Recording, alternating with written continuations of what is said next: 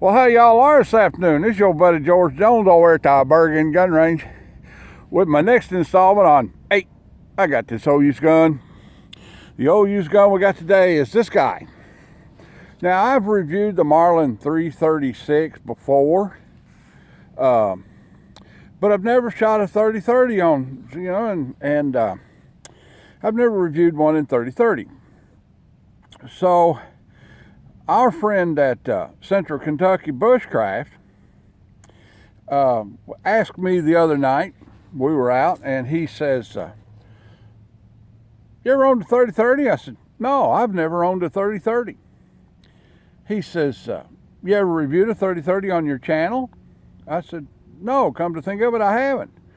So we got the old pad out, the iPad, tablet, whatever it is, I think it's a little computer, you know, the little porn player thing. And got to looking and scrolling through all the videos, and I had not reviewed a 30-30 in 336. So here we are with the Marlin 336 in caliber 30-30. The 336 is a pretty cool gun. It's a pretty innovative gun. Marlin at the end of World War II was looking for a good sporting rifle that would get them back up into the sporting business after manufacturing guns for the military for 5 years exclusively. In 1947, they came out with this guy, the 336. Now, the 336 is an innovation over the Model 94 Winchester in that the bolt mechanism and the lever mechanism is gear driven. That's right. The top of this lever mechanism has teeth on it, and the bolt is driven back and forth by means of gear teeth cut on it. So that made the action very smooth compared to a, say, 94 Winchester, which is ka-chunk, ka-chunka, chunk chunka, chunk chunk chunk, ka-chunk chunk chunk, chunk chunk chunk chunk chunk. Okay? I mean, I'm telling you, there's more joints in there. There's more joints in the Model 94 action than there is, you know,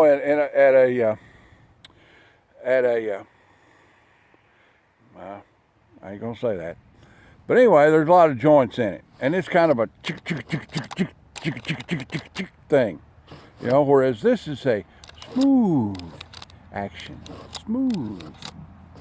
Anyway, having said all of that nonsense, it is a magazine tube, side load with a loading gate right there. Also, I want to point out something on the Marlin 336. This screw right here is an adjustment, and one of the things it adjusts is the spring tension on the loading gate. So people used to come into the store all the time with it open, and they couldn't get it to get shut again. So I called Marlin and I asked him, now here's the deal. When that screw gets backed off a little bit, you'll go to chunk this thing back and forth, and it'll get out there and it won't go back forward again, because the adjustment for this spring tension allows the spring bar in there to move over and block the charging lever. Okay? So if it gets to where it locks up on you, shut, won't open, or open, won't shut, simply check the tension or the adjustment on this screw, and that may well be your problem. All right then, having all that said, this is the one of the newer 336s with the cross bolt safety. Okay, so it's got a cross bolt safety on it, and it's got a red indicator on there, if you can see it, you know, that indicates that this gun is on fire. But also, like the original 336s, all you got to do to have it on safe is pull it back to half cock, or quarter cock, and you're on safe, and the gun won't work and it won't fire. Okay, all right, let's see. Got some 30-30 ammunition right here. let's load this guy up and shoot it. While I'm thinking about it, let's put on some ear mufflers. Get some ear suppressors on. All right, we're going to shoot this guy at 125 yards. And the ammunition that you're using is Winchester Express Core Lock 30-30 150 grain soft flat point.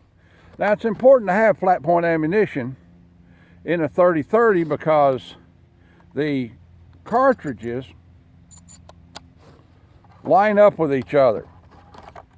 So if you're a hand loader, I strongly advise you not to put 308 diameter spire point bullets in a 30-30 cartridge, for the simple reason that it's possible for the bullet to line up with the primer and under recoil detonate that cartridge in the magazine tube.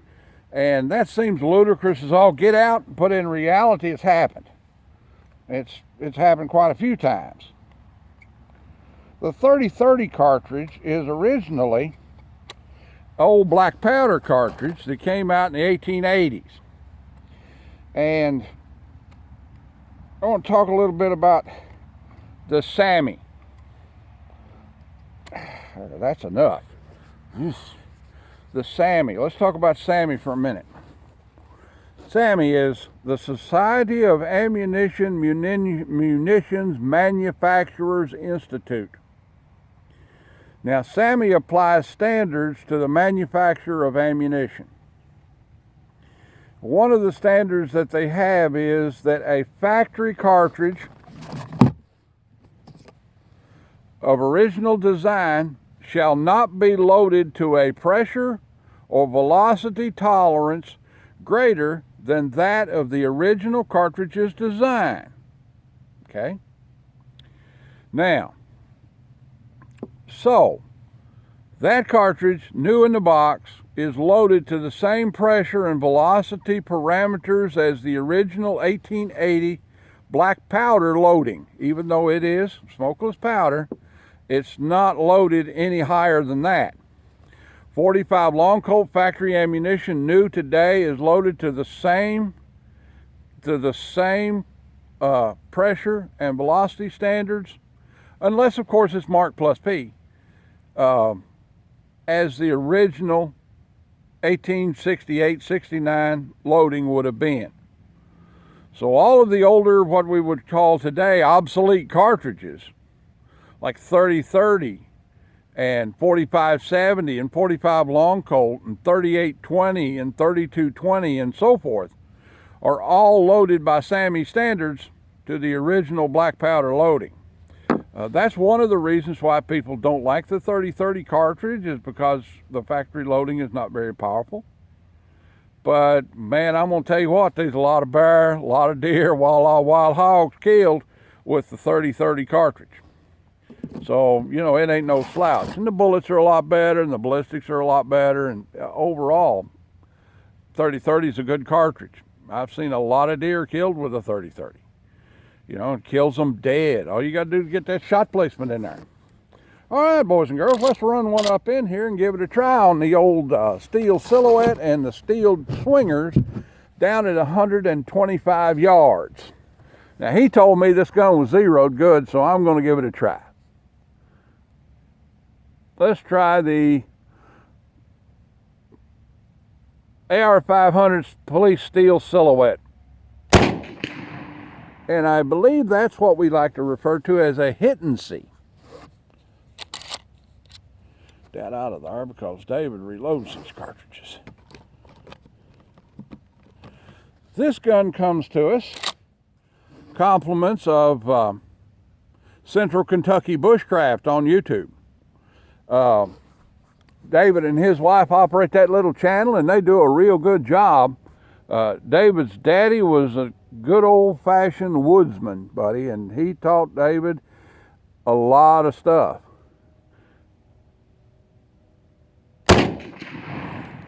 That's a good shooting old gun right there. Boom, yow. All right, let's get ambitious and see if we can hit the 12-inch steel dinger, which is actually a high-pressure pipe end cap.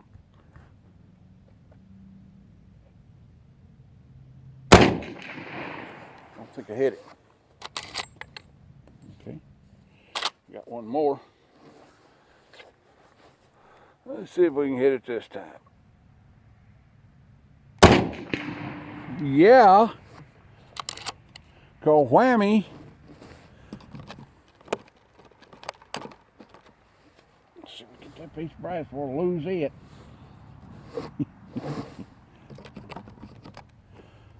Like I say, I've never owned a 30-30. I may have to get me one. It's kind of fun.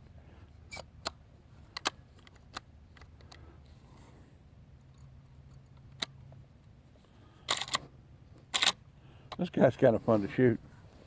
I can see how there's a draw here. This is a fun gun to shoot. And a good shooter. Well, that's 5 to prove the point. These guns today, we know it works. Let's talk about the pricing on it. These guys today, a new one is in the $450 price range, $450 to $475, maybe even $500. Depends on where you go. The finish on this one is, I'm saying it's a Parkerized, all-weather type finish. It comes with a hood on the front sight. Some people like that, some people don't. I tend to remove the hood from a hooded front sight because I need a little bit more light because, well, my eyes are getting old. They're old eyes. I've got old eyes. This guy has been around since 1947, and you see these guys you see them marked everything in the world. I mean, you see this gun marked Revelation, Ted Williams, Bay State, Connecticut Arms. Of course, Marlin's a contract manufacturer as well as their own brand, see? So they'll sell a company, Firestone back in the day or something like that, you know, a gun marked with the store brand. And it's, you know, it's a Marlin 3036. It's a perfect gun. It just says, you know, Kmart on it.